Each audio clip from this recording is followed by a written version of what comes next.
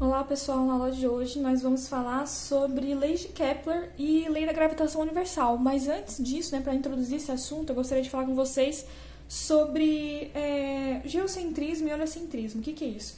Bom, a partir do século VI, lá antes de Cristo, os filósofos gregos eles começaram a tentar formular as primeiras teorias aí, sobre o que a observação que eles tinham do movimento dos astros, certo? Naquela época.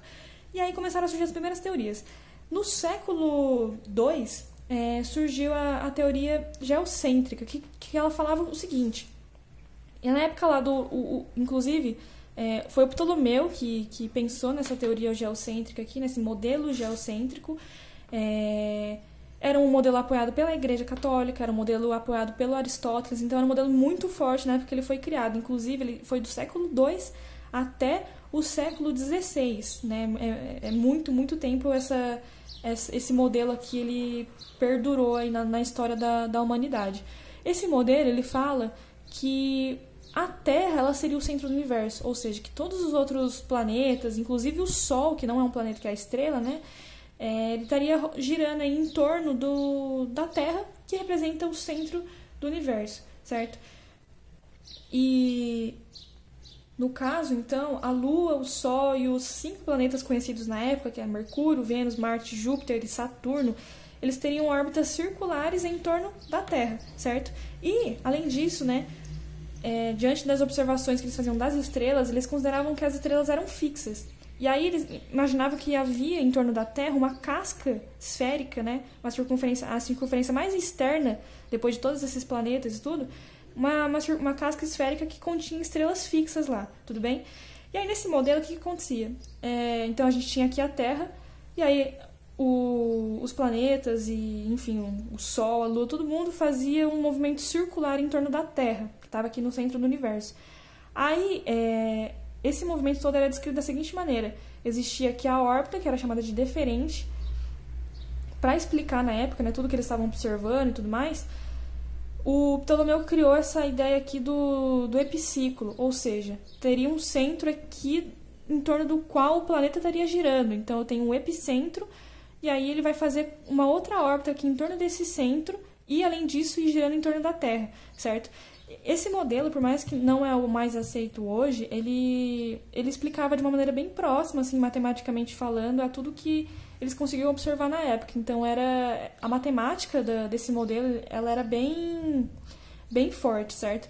E aí, para conseguir explicar outras coisas que foram surgindo, aí foi criando outros modelos dessa questão aqui do epiciclo, aí começou a criar um epiciclo em cima do outro epiciclo, enfim. Ok, e aí em dado momento veio o Copérnico, depois aí do século XVI veio o Copérnico e falou, não, na verdade a Terra não está no centro do universo. Isso era um grande problema na época, porque, como eu falei, a Igreja Católica ela apoiava o modelo geocêntrico, e você ir contra uma ideia apoiada aí pela Igreja representava um grande problema. Muitas pessoas foram para a Inquisição e tudo mais. Mas aí o Copérnico ele falou que, na verdade, quem estava no centro do universo todo era o Sol, tá? E que a Lua orbitaria a Terra, e a Terra, então, orbitaria o Sol, e os outros planetas todos orbitariam o Sol. Mas aqui no modelo heliocêntrico, Hélio de Sol, Hélio é o que mais tem na composição do Sol, dos elementos aí. E geo vem da palavra terra, tá? Então, Terra no centro, e aqui o Sol no centro. Esse modelo ele também considerava ainda então, eram órbitas circulares aqui, todo mundo e tal. E também havia essa consideração de uma casca esférica, uma esfera imóvel ali de estrelas que estariam fixas, certo?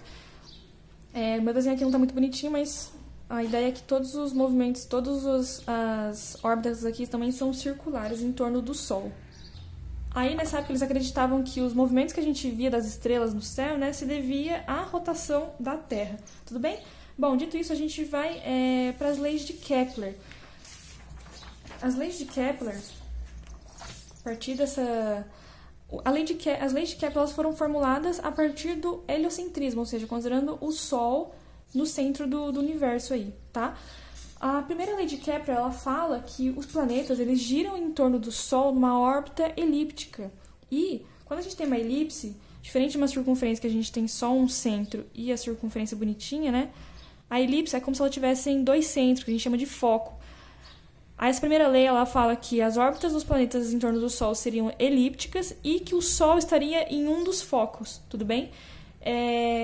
Na verdade, aqui está bem exagerada essa elipse, mas na realidade, essa excentricidade que a gente chama, né, o quanto pensando a partir da circunferência, o tanto que vai virando uma elipse, o tanto que vai achatando essa circunferência para virar uma elipse, a excentricidade é muito pequena, ou seja, é muito próxima de ser circular, mas ela não é circular, tá? Segundo a primeira lei de Kepler aí. E aí a gente tem o ponto mais próximo aqui do Sol, né? Em dado momento vai passar próximo do Sol, em dado momento vai passar longe do Sol. Isso não explica por completo as estações do ano. As estações do ano se devem aqui na Terra por causa do eixo de rotação do eixo de rotação da Terra, que ele é inclinado, ele não é uma coisa retinha. E é isso que vai gerar as estações do ano, tá? Mas o que acontece? Quando eu estou passando aqui pelo periélio, que é o ponto mais próximo, a minha velocidade ela aumenta. E quando eu estou no afélio, minha velocidade ela é menor, tá? Inclusive eu falei aqui, a velocidade no periélio é maior do que a velocidade no afélio, que é o ponto mais afastado aí do Sol.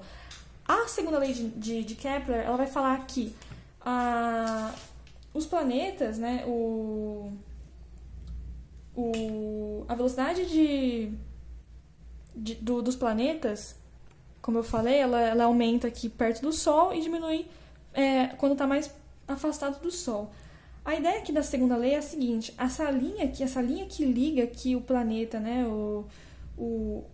supondo aqui o planeta que está em dado momento aqui, depois em dado momento aqui, né, a linha que liga o Sol a esse planeta vai varrer áreas iguais em tempos iguais.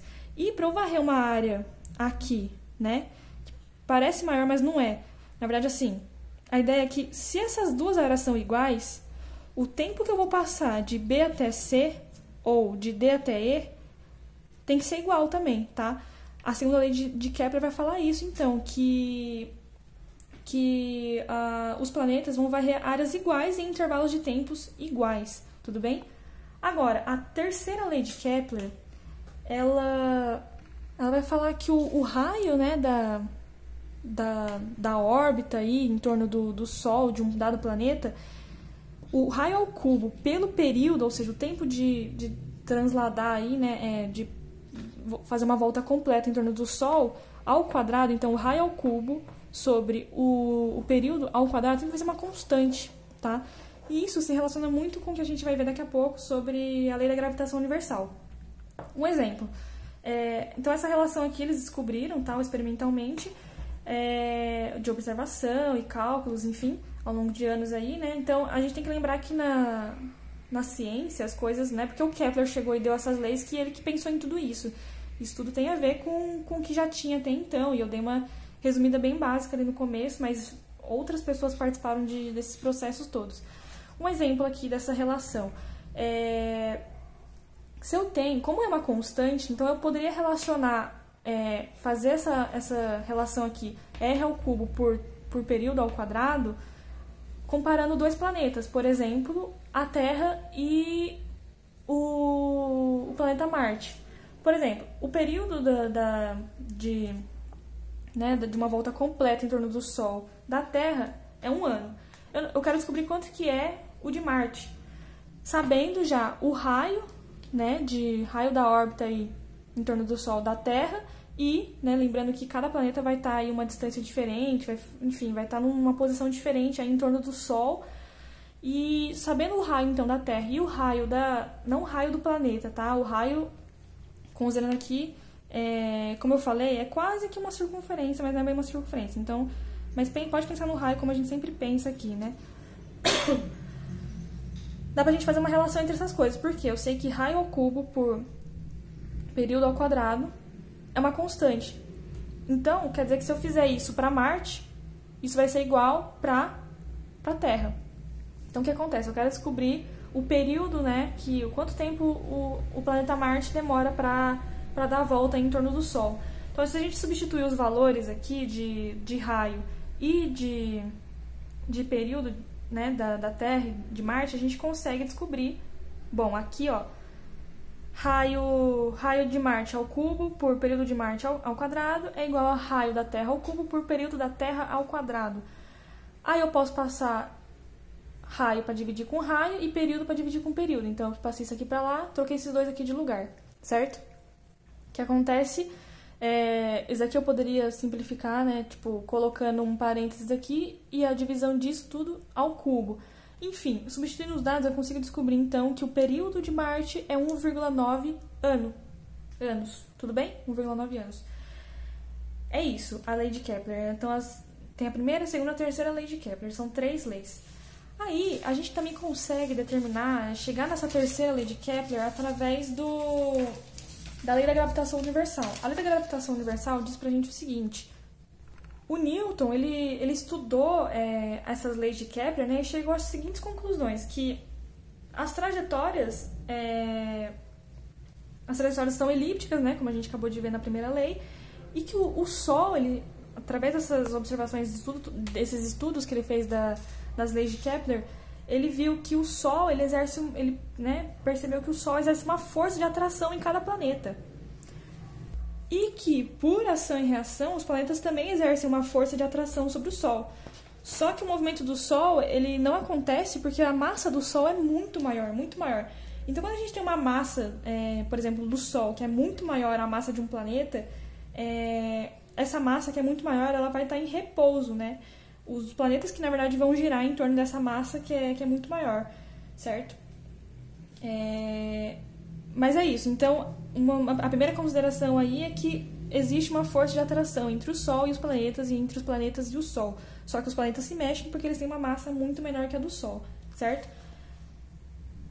Aí, o Newton pegou e falou que as 3 leis de Newton as 3 leis de Kepler, que a gente acabou de ver, elas podiam ser explicadas pela seguinte relação, que é o que a gente vai chamar aqui da força gravitacional. Vamos pensar assim, 2 massinhas, né, M1 e M2, que estão separadas por uma distância R. Vai existir uma força de atração entre essas massas, cuja intensidade dessa força, né, vai ser dada ela vai ser diretamente proporcional a essas massas e inversamente proporcional ao quadrado da distância. Então, isso aqui, não sei se vocês se lembram da força elétrica, é muito, muito, muito parecido, só que no lugar das massas, né, a ideia é que são cargas, certo? Então, essa força gravitacional aqui que vai existir entre essas 2 massas, né, uma força de atração sempre, uma está apontando para lá, outra está apontando para cá, estão separadas por uma distância r, ela vai ser diretamente proporcional às massas e inversamente proporcional ao quadrado da distância. Então, se eu me afastar, vai diminuir a força de atração entre esses corpos, tá? Esse G aqui é uma constante de proporcionalidade que é dada por 6,673 vezes 10 a menos 11 newton vezes metro quadrado por quilograma ao quadrado, tá? A lei da gravitação universal tem esse nome universal porque até então, né, tipo, até o século XVII, eles imaginavam que as leis que regiam os corpos celestes, os astros que eles enxergavam lá no céu, eram diferentes das leis que aconteciam aqui no nosso planeta. Então, essa ideia do universal é porque, na verdade, essa ideia aqui, né, essa lei, ela se aplica tanto aqui no planeta quanto no universo como um todo, tudo bem? Agora, como eu falei, a gente consegue obter, através da lei da gravitação universal, o que a gente acabou de ver da terceira lei de Kepler. Por quê? Bom, vamos pensar aqui, né, uma massa orbitando uma outra massa maior aí, numa órbita circular, tudo bem? O que acontece? Se a gente for ver, né, uma órbita circular, quer dizer que sempre vai ter uma força aqui apontando para o centro, né? E a ideia se a gente falar que essa força gravitacional aqui, ela é a resultante centrípeta, ela também é aqui a força que está resultando aqui para o centro para causar esse movimento circular.